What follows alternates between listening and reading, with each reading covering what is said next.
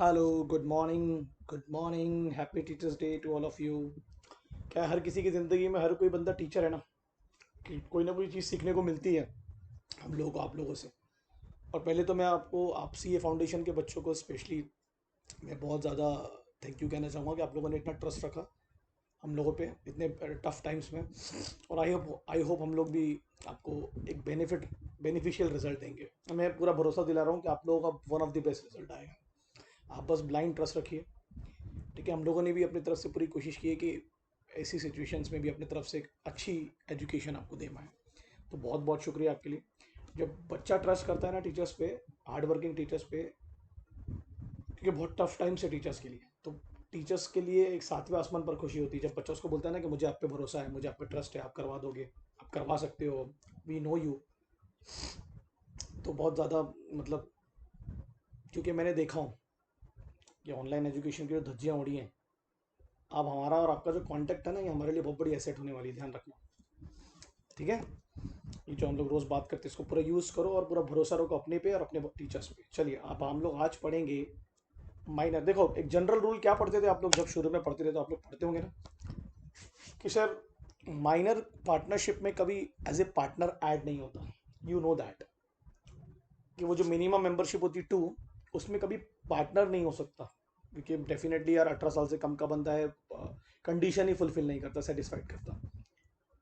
But future में अगर कोई पार्टनर है वो डिजीज्ड हो गया, मर गया, तो माइनर उसका as a legal representative benefits के लिए पार्टनरशिप में ऐड हो सकता है, लाइक जो भी प्रॉफिट का हिस्सा मिलेगा उसके लिए।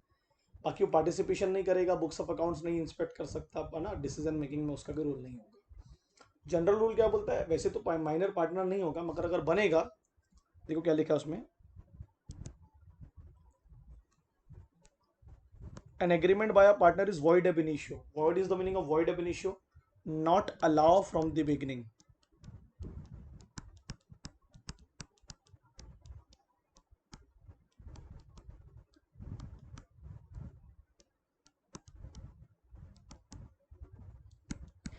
यानी माइनर से होने वाला एग्रीमेंट शुरुआत से ही नल एंड वॉइड है, उसकी कोई वैल्यू नहीं है कानून की नज़र में, है ना। तो अगर उसको किसी प्रकार के बेनिफिट भी मिलते हैं, भले वो आपके साथ धोखा करे, गद्दारी करे, फ्रॉड करे, वो गुनाहगार नहीं माना जाएगा, वो भोला माना जाएगा, वो इनोसेंट माना जाएगा। कुछ हीनियस क्राइम को छोड़ के, हीनियस क्राइम की बात कर रहे हैं, तो माइनर से कॉन्ट्रैक्ट मत ही करो तो बेहतर है, क्योंकि अगर वो कुछ गड़बड़ करेगा तो तुम उसके खिलाफ केस फाइल नहीं कर सकते, तुम उसके खिलाफ प्रोसीडिंग्स नहीं स्टार्ट कर सकते। तो माइनर फुल फ्लैश पार्टनर तो नहीं होता है, वो ऐड कर सकते हैं आप उसको पार्टनरशिप फॉर्म में for the benefits, for the benefits. Section 30 भूलना नहीं है। दो a minor can not be a partner in a firm but with the consent of all partner, all for the time being, जो समय है अभी current time में, he may be admitted to the benefits of partnership, consent of all the partners, सबकी रजामंदी होगी, है ना, तो वो एडमिट होगा, नहीं तो एडमिट नहीं होगा। ओके, ऐसे कितने माइनर हो सकते हैं पार्टनरशिप फर्म में, वो आपके एग्रीमेंट पे बेस्ड है। अब कुछ राइट्स एंड लाइबिलिटीज है माइनर की, जो आपको, ये बहुत इंपॉर्टेंट क्वेश्चन है, ये पूछा जा सकता है 5-6 नंबर के लिए। सेक्शन पहले राइट्स पढ़ते हैं हम लोग, क्या उसके अधिकार है भैया, ज़रा पढ़ने की कोशिश तो करें, समझने की कोशिश तो करें, क्या बोलना है चाह रहा है। राइट से पढ़ाते हैं भैया। पहला तो है कि उसको प्रॉफिट मिलेगा फर्म का। ठीक है, ही कैन एक्सेस और inspect copy, inspect and copy the accounts of the firm, कि मुझे देखना है, दिखा दो ना। और अगर उसे अकाउंट्स नहीं दिखाएंगे, है ना, या उसको शेयर नहीं मिलेगा, तो वो स्यू कर सकता है, but only when severing his connection with the firm. मगर ऐसा तभी करेगा जब वो फर्म से अलग हो रहा है, फर्म में रहते हुए स्यू नहीं कर सकता। अलग होते हुए बोल रहा है कोर्ट को कि मेरे को इन्होंने प्रॉफिट नहीं दिया और मुझे अकाउंट्स नहीं दिखाया। ठीक है, जैसे ही वो मेजोरिटी में आएगा, 18 साल का हो जाएगा, ध्यान देना, मान लो वो 1 सितंबर 2020 को 18 साल का हो गया, तो उसके 6 महीने के अंदर उसे ये बताना होगा, ही में इलेक्ट, है ना, कि मैं पार्टनर बनना चाहता हूँ या नहीं बनना चाहता हूँ। तो सितंबर ना, तो क्या हो गया, सितंबर, अक्टूबर, नवंबर, दिसंबर, जनवरी, फरवरी के पहले आपको बताना पड़ेगा, 6 महीने के अंदर। क्योंकि अगर आपने अगर नहीं बताया तो हम मान लेंगे कि आप एग्री करते हो, है ना। तो देन ही इज एंटाइटल, तब उसे मिलेंगे फिर प्रॉफिट्स एंड ऑल दैट। ठीक है। इफ ही डज नॉट, अगर वो नहीं बताता है, that is share is not liable for any act of the firm after the date of public notice serve to that effect. अगर उसने बोला कि मैं नहीं बनना चाहता और उसका पब्लिक नोटिस दे दिया, ये इंपॉर्टेंट है, नहीं बनना चाहता पब्लिक नोटिस दे दिया, तो जिस दिन उसने पब्लिक नोटिस दिया उसके बाद से वो फर्म के किसी भी एक्ट के लिए लायबल नहीं होगा। और पब्लिक नोटिस नहीं दिया तो he will be liable for the act of the firm after he become major. ये बहुत ही अच्छा एक अपन लाइबिलिटी वाला पॉइंट पढ़ेंगे कि लाइबिलिटी उतनी होगी जितना उसको शेयर मिल रहा है, लिमिटेड। वो भी उसकी प्रॉपर्टी से जाएगी, वो पर्सनल लाइबल नहीं होगा। अगर उसके पास किसी प्रकार की स्टेट होगी तो वो यूज होगी। पर्सनली आप उसको जेल में नहीं डाल सकते, पर्सनली आप उसको सीव नहीं कर सकते।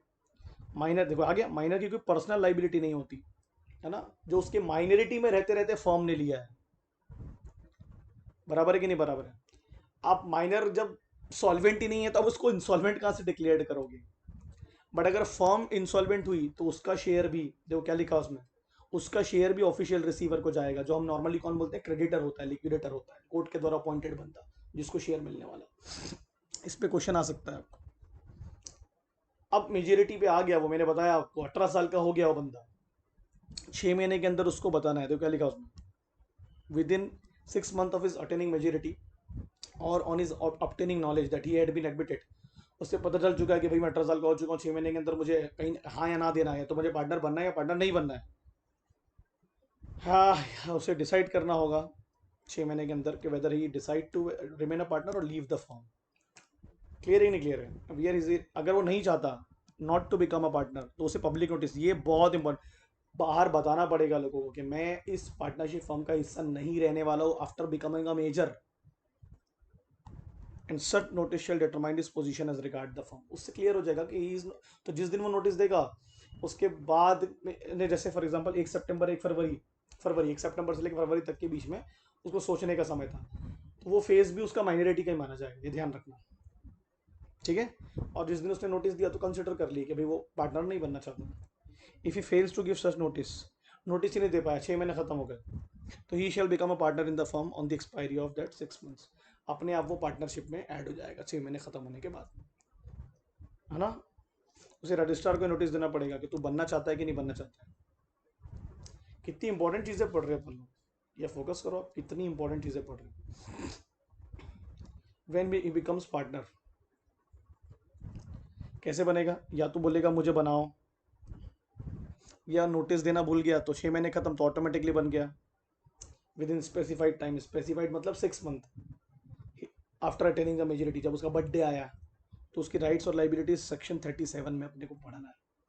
अब क्या होगा, तुम तो पार्टनर बन गए, फुल फ्लेज पार्टनर बन गए, he becomes personally liable to third parties for all act of the firm done since he was admitted to the benefits of partnership. अब आप सोचो, यानी जब से वो पार्टनरशिप फर्म में जुड़ा है और बेनिफिट के मजे ले रहा है ना, तो अब जैसे फॉर एग्जाम्पल वो 17 साल का था, बेनिफिट्स ले रहा था, अब 18 साल के बाद में वो पार्टनरशिप में आ गया, तो उसके बाद अगर आप कोई लाइबिलिटी क्रिएट होगी तो 17 साल वाली भी काउंट हुई। जब 17 साल माइनर में था ना वो, तो पर्सनल लाइबिलिटी उतने वो पीरियड में जितने काम है उनके लिए भी काम काउंट होगी। बाकी तो ये सेम रहेगा, प्रॉफिट्स एंड ऑल दैट जो माइनर में मिल रहा था वही मिलेगा। ये कितना इंपॉर्टेंट पॉइंट है, इसको अंडरलाइन कर लो। He becomes personally liable to third parties for all act और then since he was admitted, जब वो माइनर में एडमिट हुआ था उस वक्त से जितनी भी लाइबिलिटी फॉर्म ने ली होगी अब उसमें भी इसकी जिम्मेदारी आ गई, अब वो उसके लिए भी लाइबल हो गया। अगर उसके पैदा होने के सॉरी उसके 18 होने के बाद भी वो लाइबिलिटी कंसिस्ट करती, कंटिन्यू करती है, लिख लेना यहाँ पर।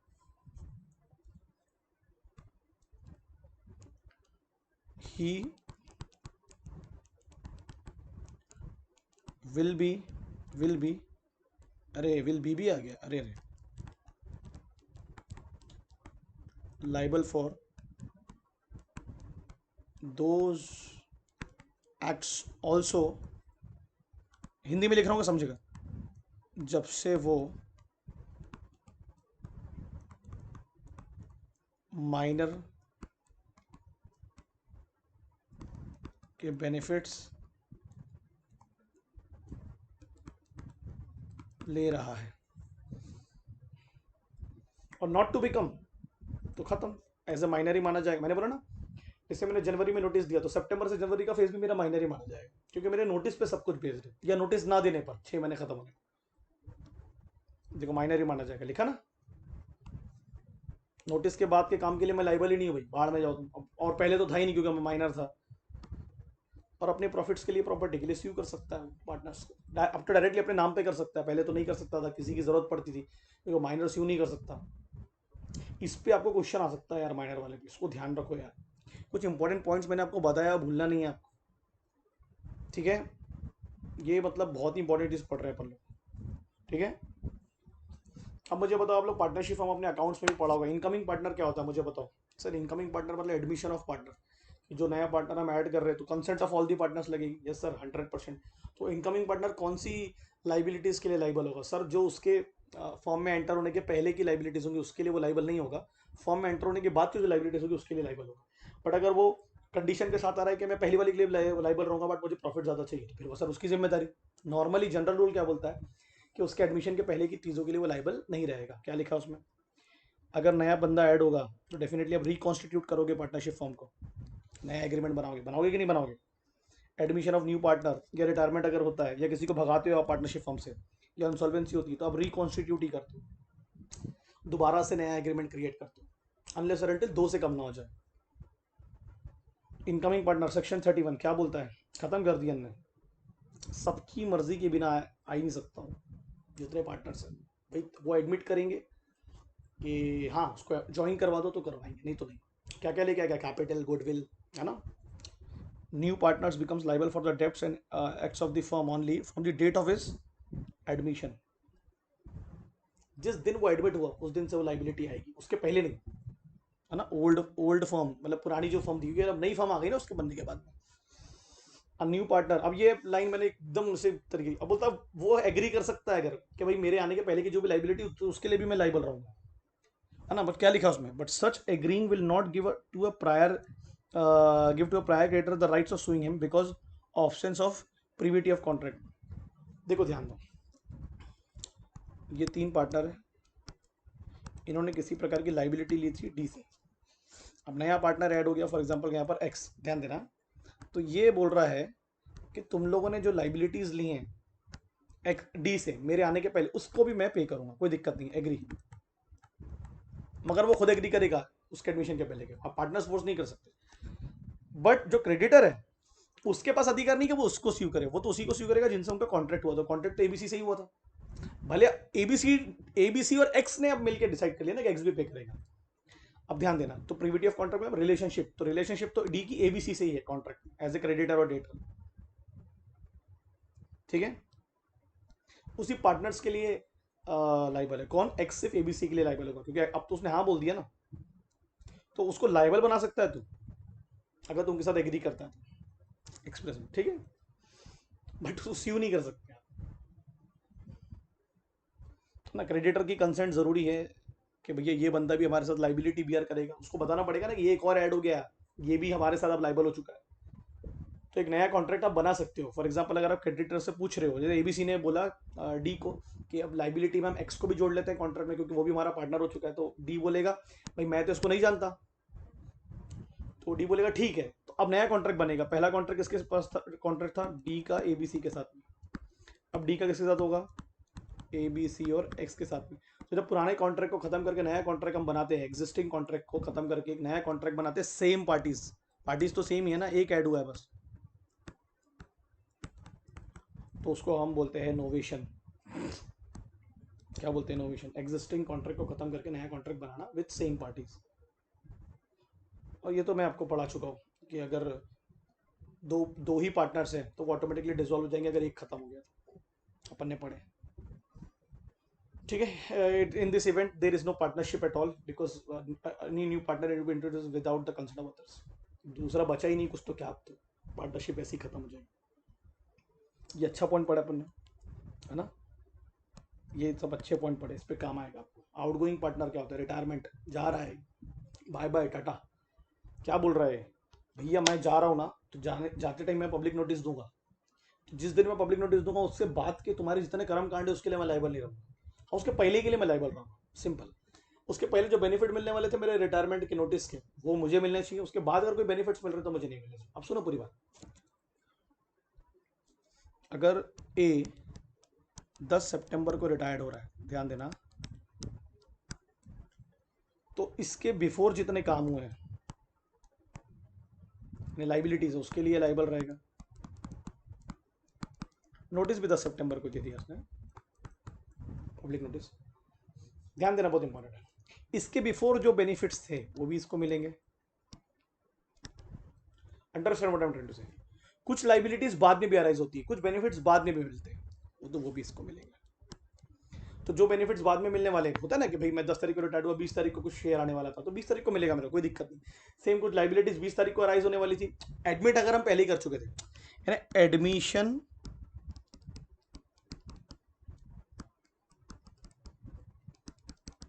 Of liability before the notice, भले आप पैसा बाद में दे रहे हो बट वो लाइबिलिटी आपको पे करनी पड़ी। किसकी बात कर रहे हैं हम? रिटायर्ड वाले की। क्या लिखा है पर, जब वो खत्म हो जाएगा as a member of the firm, है ना, डेफिनेटली तो एक रिकॉन्स्टिट्यूशन करना पड़ेगा। वो तो निकल गया पब्लिकली से, without bringing to an end to the substanding relation. बोलते फर्म अब खत्म करो, मैं चले जाता हूँ, तो क्या लिखा उसमें, मेरा partner withdraw from a firm by dissolving it, which should properly be referred as dissolution, not as retirement. अगर तो 3 पार्टनर है और तीनों ने बेसिक रिटायर्ड हो रहा है, तो रिटायर्ड वाला बोल रहा है फर्म को बंद करो, फिर तुम नहीं चालू करना मेरे थ्रू, तो फिर डिसोल्यूशन होगा। और अगर वो बोल रहा है नहीं नहीं तुम अपना रिलेशनशिप कंटिन्यू रखो, तो फिर वो डिसोल्यूशन नहीं कहलाएगा। ऊपर वाले में वही लिखा है। नॉर्मली रिटायरमेंट में फर्म डिसॉल्व नहीं होती है। तू जा रहा है तो भाई बाकी तो चलाएंगे ना। तो क्या लिखा है इसमें, उसके लिए भी कंसेंट लगेगी सबकी, एक्सप्रेस एग्रीमेंट के साथ बाहर जाएगा। और अगर पार्टनरशिप एट विल है तो पब्लिक नोटिस देना पड़ेगा, इसलिए और लिखा हो ना मैंने, ठीक है। ऑल अदर पार्टनर्स, इंटेंशन बताने पड़ेंगे अपने रिटायर्ड होने के, क्या वजह है, ऑब्जेक्टिव क्या है तुम्हारा। अब तो रिटायरिंग पार्टनर है, उसकी कुछ ना कुछ तो लाइबिलिटी बनेगी। तो जितने भी काम उसने रिटायरमेंट के पहले किया है फॉर एक्ट्स, मैंने अभी बताया आपको before, continue to be liable रहेगा before his retirement. But he may free himself from his liability towards third party for the debts of the firm incurred before his retirement by an agreement with such third parties. What does that mean? बोलो, अगर ए एक partner है जो retired होने वाला है और कुछ थर्ड पार्टीज है, फॉर एग्जांपल थर्ड पार्टी ये हो गई, इनसे इनके बहुत अच्छे रिलेशन है, ये एक फॉर्म को बिलोंग करता है XYZ, तो ये रिटायरमेंट होने वाला नेक्स्ट मंथ में, मगर से थर्ड पार्टी को बता दिया है कि भैया मैं नेक्स्ट मंथ छोड़ रहा हूँ, तुम देख लो क्या करना है। तो अगर वो थर्ड पार्टी को बता देगा, लिखा है ना उसमें, एग्री करके कि देखो मैं अब, तुम अगर फॉर्म से अब जुड़ोगे तो मैं उसके लिए रिस्पॉन्सिबल फ्यूचर में नहीं होने वाला हूँ, तो अभी मेरे को लाइबल मत बनाना, तो ऐसे एग्रीमेंट वो कर सकता है अगर वहाँ ऐसा कोई कस्टम है या वो सालों से इन्वॉल्व है, ठीक है। किससे कर रहा है वो ऐसा एग्रीमेंट? थर्ड पार्टी को, कि अब तुम पैसे वैसे दोगे XYZ को, तो मेरे को मत रिस्पॉन्सिबल बनाना क्योंकि मैं तो जा रहा हूँ अगले महीने, है ना। और रिकॉन्स्टिट्यूट फॉर्म बनेगी अब, उसके जाने के बाद तो रिकॉन्स्टिट्यूशन होगा, तो वो डिस्चार्ज कर देंगे उसको पूरी लाइबिलिटी से। डिस्चार्ज मतलब मुक्त। अब remaining partner alone cannot give his freedom to the retiring partner, he may be discharged only if the creditors agree। अब इसमें एक बहुत इंपॉर्टेंट चीज़ है कि पार्टनर्स ने बोल भी दिए, रिटायर्ड पार्टनर लाइबिलिटी से कब खत्म होगा? जब क्रेडिटर एग्री करेगा।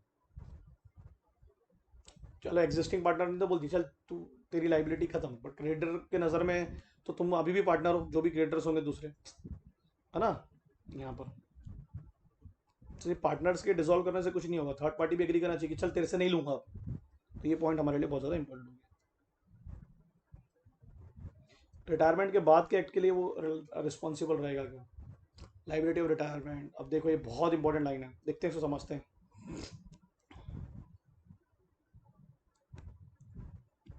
खेल ही खत्म। जब तू 10 तारीख को रिटायर्ड हो रहा था, तो काय को तूने पब्लिक नोटिस नहीं दिया? थर्ड पार्टी के नज़र में तो तू अभी भी पार्टनर है, तो पब्लिक नोटिस अगर नहीं देगा तो देखो वो रिस्पॉन्सिबल मानेंगे ही मानेंगे। यानी 10 सितंबर के बाद भी अगर जो भी काम हो रहे होंगे, क्योंकि तूने 10 सितंबर को फॉर्म को बताया, पब्लिक को नहीं बताया ना। सेम उल्टा, जो एग्जिस्टिंग पार्टनर थे उन्होंने भी बाहर वालों को नहीं बताया कि भाई हमारा जो पार्टनर है वो छोड़ के जा रहा है, तो अब वो बाहर जाके अगर कुछ कर्म कांड करता है तो उसके लिए फॉर्म भी लाइबल रहेगी, रिकॉन्स्टिट्यूशन फॉर्म। सही है कि नहीं सही है? तो कोई भी एक जन पब्लिक नोटिस दे दो, या तो पार्टनर जा रहा है वो दे दे या फॉर्म दे दे ना, नहीं तो वो होल्डिंग आउट और स्टॉपल कहलाएगा। सही है? तो या तो ये खुद देगा या पार्टनर देंगे, कोई भी दे सकता है ना कि भैया हमारे साथ में अब नहीं होता ना कई बार, जैसे टाटा को रतन टाटा ने जब लीव किया था तो टाटा इंडस्ट्रीज की तरफ से एक नोटिस आया था कि रतन टाटा लीव कर रहे हैं, उनकी सर्विसेज खत्म हो रही हैं, डैश डैश डैश। इनको नोटिस की जरूरत नहीं है, तो वैसे ही कोई काम के नहीं थे। हम बात कर रहे हैं एक्टिव पार्टनर की। क्वेश्चन आ सकता है ना, कौन से पार्टनर को नोटिस देने की जरूरत है। सेक्शंस नहीं भूलना है। पब्लिक नोटिस वाला जो पॉइंट है 32 सबसेक्शन 4 में है, लाइबिलिटी जो है 32 सबसेक्शन 3 में है, सेक्शन नहीं भूलना। अब प्रायर टू रिटायरमेंट 32 में है ना, 32 में क्या है जो प्रोसीजर है उसकी, ठीक है। पार्टनरशिप एट विल में क्या होगा, उसमें तो आपको अपनी मर्जी से लीव करते हैं आप, तो नोटिस दे दो, पूरे पार्टनर्स को बता दो, इंटेंशन बता दो, है ना। पार्टनरशिप एट विल में ऐसा है कि तुमने अगर पार्टनर को बताया तो ऐसा मान लिया जाएगा कि तुमने लोगों को बता दिया, क्योंकि हम जिम्मेदारी वहाँ पार्टनर्स की होती है। तो लिखा ना, deem to be relieved as a partner without giving public notice. Partnership at will में लिख लेना, अगर आपने पार्टनर्स को नोटिस दे दिया कि मैं छोड़ रहा हूँ, तो मतलब तुमने लोगों को दे दिया, क्योंकि तुम अज्यूम करोगे वो लोगों को बता ही देंगे। इसको नोट में लिख लेना अलग से। ये जो पढ़ा रहा हूँ ना आज के टॉपिक्स, ये आएगा, कुछ ना कुछ तो आएगा। एक्सपल्शन, क्या बोलता है एक्सपल्शन? एक्सपल्शन का मतलब क्या हो रहा है? रिटायरमेंट तो आप खुद जा रहे हैं, एक्सपल्शन आपको निकाला जा रहा है। अब रीजंस क्या है? देखो अभी तक अपन ने ऑल पढ़े, इनकमिंग में ऑल दी पार्टनर्स, है ना, रिटायरमेंट में ऑल दी पार्टनर्स, माइनर में ऑल दी पार्टनर्स। अभी आप देख रहे हो मेजोरिटी, गुड फेथ। अगर ये तीन पार्टनर है ए बी सी, अब ए बी मिलकर अगर सी को निकालना चाह रहे तो रीजन क्या होना चाहिए? पर्सनल के कॉमन इंटरेस्ट, कॉमन फर्म का इंटरेस्ट। अब पर्सनल नहीं, पर्सनल लड़ाई झगड़े नहीं लाना है, घर के लड़ाई झगड़े नहीं लाना है, गुड फेथ में, है ना। 234 सेक्शन 32 क्या बोलता है, दिखते हैं।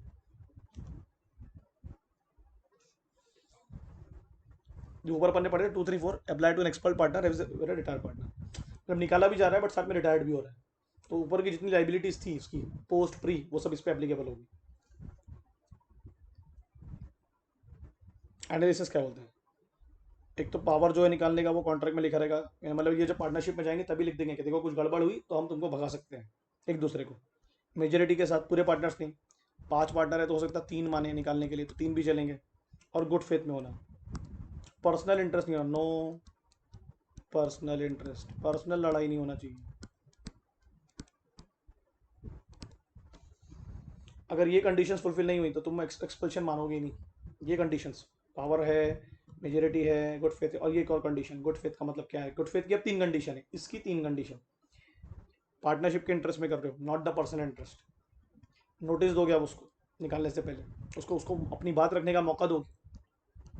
ये 3 कंडीशन, पहले तो ये पावर्स तुम्हारे पास होना, और ये 3 कंडीशन फुलफिल नहीं हुई 33(1) वाली। 33(1) में 3 कंडीशन है, तो null and void, no value. ऐसी पार्टनरशिप यानी ऐसे एक्सपल्शन की कोई वैल्यू नहीं है। अब तुमने भगाया तो इसका मतलब ये नहीं कि तुम्हारी फॉर्म खत्म हो गई, रिकॉन्स्टिट्यूट कर लो। डिसोल्यूशन ऑफ पार्टनरशिप हुई ना, डिसोल्यूशन ऑफ फॉर्म नहीं हुआ, ठीक है। The invalid expulsion of a partner does not put an end to the partnership even if the partnership is it will deem to be continuous.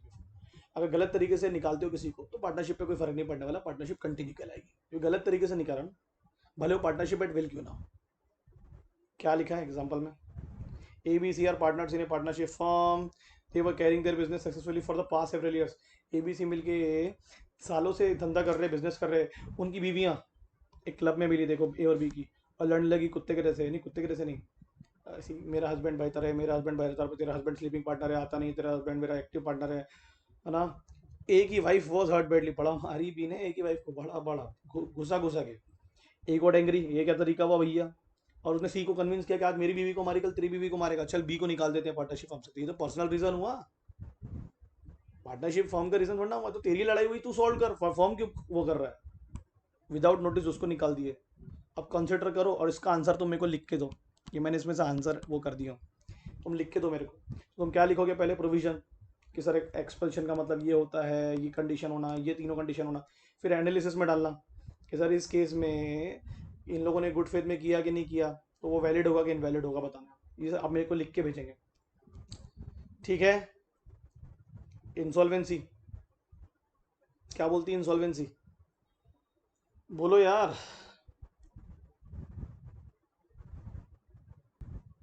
समझ में आ रहा है क्या क्या बोल रहा हूँ? इंसॉल्वेंसी का मतलब क्या होता है? सर इंसॉल्वेंसी, पार्टनर इंसॉल्वेंट हो गया, ऐसे पार्टनर अपन ने पढ़े थे जिस दिन कोर्ट ने डिक्लेयर किया, एडजुडिकेट किया, पार्टनर की लाइबिलिटी, पर्सनल लाइबिलिटी खत्म हो जाएगी फॉर्म के लिए, डिक्लेयर्ड उस दिन से उसकी पार्टनरशिप, उसकी पार्टनर्स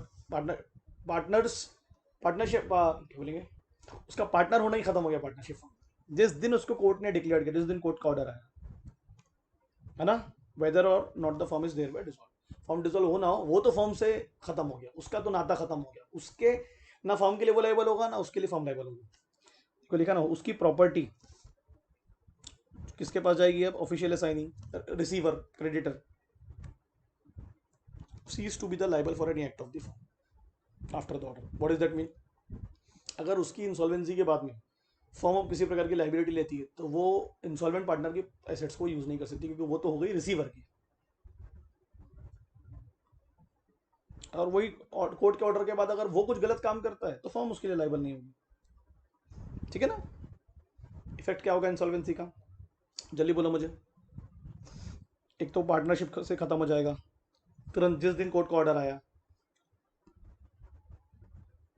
आफ्टर द ऑर्डर उसकी आप एसेट्स को यूज नहीं कर सकते, और फॉर्म भी लाइबल नहीं होगा उसके काम के लिए। ठीक है, जब पार्टनर इंसॉल्वेंट होता है तो नॉर्मली क्या बोल रहा है, क्या होता है, डिसोल्यूशन ऑफ होता है। नॉर्मली तो आप फॉर्म बंद कर दो, क्योंकि ऐसी जगह पर क्या काम करना, या ऐसी फॉर्म में क्या काम करना जहां पार्टनर डिसॉल्व हो, इंसॉल्वेंट हो गया। बट अगर पार्टनर्स ने एग्री करके रखा है कि नहीं यार ठीक है ऐसा कुछ होता भी है, तो हम इंसॉल्वेंट डिसोल्यूशन नहीं करेंगे फॉर्म का, सिर्फ क्या करेंगे, डिसोल्यूशन ऑफ पार्टनरशिप, तो आप ऐसा कर सकते हैं। It is subject to agreement. General rule क्या बोलता है, फॉर्म डिसॉल्व हो जानी चाहिए, बट वो एग्रीमेंट के साथ में उस क्लॉज को हटा के लिख सकते हैं, अगर ऐसा कोई किस्सा आया या सिचुएशन आई तो हम डिसोल्यूशन ऑफ पार्टनरशिप करेंगे। ये कंडीशन आपको एग्जाम में आ सकती है। डेथ, क्या बोलता है, डेथ, मर गया बेचारा, इसलिए रेड से लिखा मैंने, निपट गया। 35 ये, 34 इंसॉल्वेंसी, 33 एक्सपल्शन, 32 रिटायरमेंट, है ना, 31 इनकमिंग। क्या लिखा है, पार्टनर खत्म is the dissolution of partnership, but अगर पार्टनर एग्री करते हैं मे नॉट बी डिसॉल्व, है ना, अनलेस दो पार्टनर है, दो है तो एक खत्म, तो वैसे ही खत्म partnership. When a firm is not dissolved, firm तो है, तीन के जाने के बाद दो बचे ना, एक तो खत्म हो गया, इन्हें तुम लाइबल रहोगे अभी भी, है ना, तब तुम्हारी जो लाइबिलिटी है उसका पैसा तुम इसके प्रॉपर्टी से नहीं लोगे।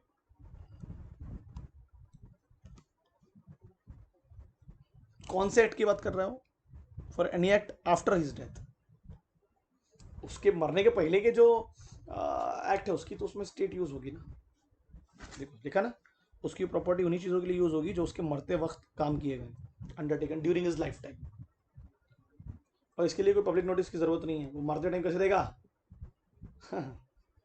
ठीक है, तो नहीं भी दिया तो फ्यूचर चीजों के लिए वो लाइबल नहीं रहेगा। क्या लिखा है इसमें, x was a partner in A form, the form order goods in x life time, जिंदा था ही उस वक्त,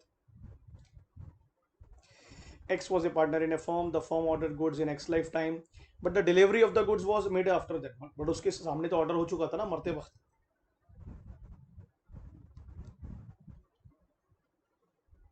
ठीक है, क्या लिखा उसमें, creditor can only personal order किसके खिलाफ लाएगा, डिग्री मतलब कोर्ट का ऑर्डर किसके खिलाफ लाएगा, क्रेडिटर जो जिंदा है, मर गया उसके खिलाफ क्या तुम केस करोगे, है ना, पार्टनरशिप एसेट्स जो जिंदा पार्टनर उनके खिलाफ किस करेगा। A suit for goods sold and delivered would not lie against the representative of deceased party. उसकी स्टेट यूज होगी बट वो पर्सनल लाइबल नहीं होगा, क्योंकि तो मर गया, सर्वाइविंग लाइबल होंगे। दूसरी बात, उसके अब वो मर गया तो बोलेंगे इसके लीगल रिप्रेजेंटेटिव को स्यू करो, उनको आगे रिस्पॉन्सिबल बनाना, उनको भी नहीं।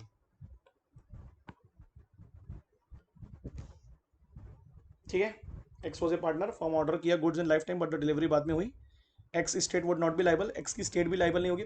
पैसे कब देने थे, पैसे कब देने थे आपको, जल्दी बोलो सर। जब गुड्स आए तो गुड्स तो उसके मरने के बाद है ना, अपन ने क्या बोले, ऐसे कोई भी काम, ऐसे कोई भी ट्रांजेक्शन जो उसके मरने के बाद उसके लिए वो लाइबल नहीं होगा ना, उसके लीगल रिप्रेजेंटेटिव। अगर गुड्स मान लो उसके मरने के एक दिन पहले आते हैं तो फिर उसकी स्टेट लाइबल होती, पर्सनली तो लाइबल होता ही नहीं। ठीक है, वेरी गुड, क्योंकि क्रेडिटर को थोड़ा लेना देना है भाई, कौन जिंदा है कौन मरा, उसको तो दिख रहा है भाई मेरे को पैसे कौन देगा, तो सर्वाइविंग वाले देंगे। क्वेश्चन आ सकता है, फिर से रिपीट कर रहा हूँ, ट्रांजेक्शन कब हुआ, उसके मरने के बाद, अगर गुड्स उसके मरने के पहले आ जाते, ऑर्डर भी उसके मरने के पहले होता था, फिर वो रिस्पॉन्सिबल होता, भले वो मर जाए, फिर उसकी स्टेट रिस्पॉन्सिबल होती। अंडरस्टैंड, मरने के पहले कोई ट्रांजेक्शन है, मर गया, स्टेट रिस्पॉन्सिबल होगी, उसके लीगल रिप्रेजेंटेटिव कभी रिस्पॉन्सिबल होंगे ही नहीं होंगे,